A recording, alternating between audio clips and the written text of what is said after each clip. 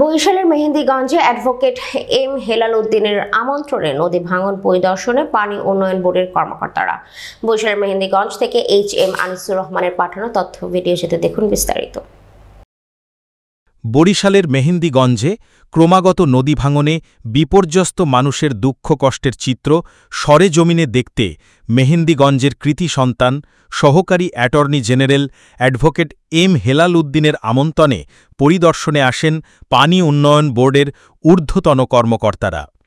শনিবার সকাল 10টায় মেহেন্দিগঞ্জ উপজেলা নির্বাহী কর্মকর্তা রিয়াজুর রহমানের নেতৃত্বে পাউবোর একটি প্রতিনিধি দল উপজেলার বিভিন্ন ভাঙনপ্রবণ এলাকা পরিদর্শন করেন।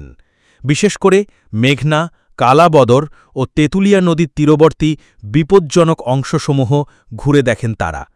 স্থানীয়দের সঙ্গে কথা বলেন এবং সম্ভাব্য প্রতিকারমূলক ব্যবস্থা নিয়ে আলোচনা করেন।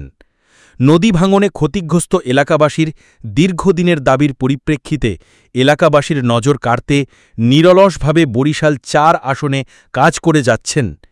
স্থানীয় বাসিন্দারা ৭১ বাংলা টেলিভিশনকে বলেন, অ্যাডভোকেট এম হেলাল উদ্দিন ভাইয়ের আন্তরিক প্রচেষ্টাতেই আজ সরকারের উচ্চ পর্যায়ের দৃষ্টি আমাদের দুর্দশার দিকে পড়েছে।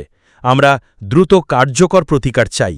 এ সময় তার সাথে উপস্থিত ছিলেন স্থানীয় বিএনপি ও সহযোগী সংগঠনের নেতৃবৃন্দ।